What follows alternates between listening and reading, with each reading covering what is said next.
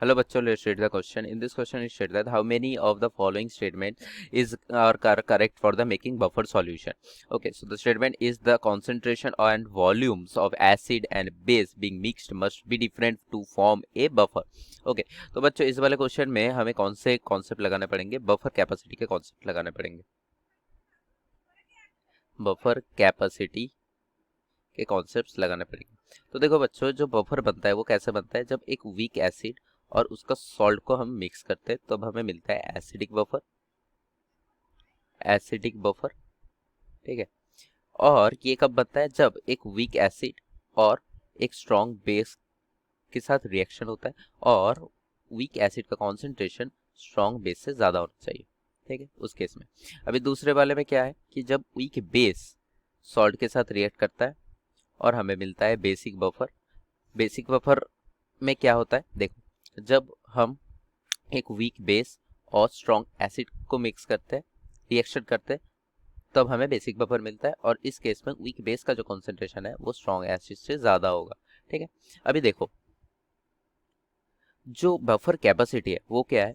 जो buffer capacity है, जो बफर का हम पीएच निकालते हैं वो कैसे निकालते हैं? PH is equals to pKa plus log of concentration of salt divided by concentration of acid. ये एसिडिक बफर के केस में बोल रहा हूँ, बेसिक बफर के केस में भी ऑल दो सेम होता है, तब हम पीओएच निकलते हैं, ठीक है। तो पीएच जो बफर कैपेसिटी है वो क्या होता है? जो बफर का पीएच होता है वो पीकेए मतलब एसिड का पीके वैल्यू से +-1 होता है, ठीक है। अभी +-1 मतलब क्या होता है? जब +1 होगा मतलब होता है log 10 और -1 मतलब log -10 या फिर हम 1/10, ठीक है, log 1/10, ठीक है। तो 10 और 1/10 का मतलब क्या हो गया? तो 10 और 1/10 का मतलब हो गया जो सॉल्ट का कॉन्सेंट्रेशन है वो जनरली 10 टाइम्स इंटू एसिड हो सकता है, या 1/10 टाइम्स इंटू एसिड हो सकता है, ठीक है, या फिर 1/10 times into concentration of acid हो सकता है। अभी देखो जो अभी जो अगर दोनों का कॉन्सेंट्रेशन सेम हो जाए, दोनों का कॉन्सेंट्रेशन अगर सेम हो जाए, सॉल्ट और एसिड का कॉन्सेंट्रेशन अगर सेम हो जाए, तो लॉग का वैल्यू 1 आ जाएगा।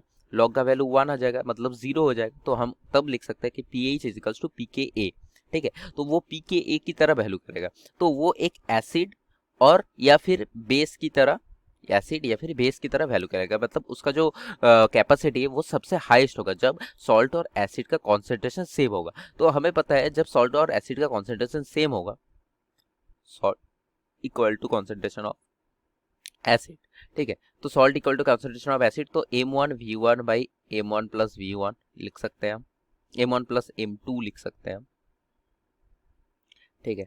m1v1 divided by m1 plus m2 लिख सकते हैं, इज इक्वल्स टू हम लिख सकते हैं कि m2v2 divided by m1 plus m2। तो m1 plus m2, m1 plus m2, एक second,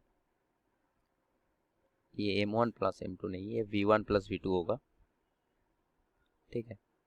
v1 volume, v1 plus v2, v1 plus v2, तो v1 plus v2, v1 plus v2 cut जाएगा। तो इसके बाद आता है m1 v1 is equals to m2 v2।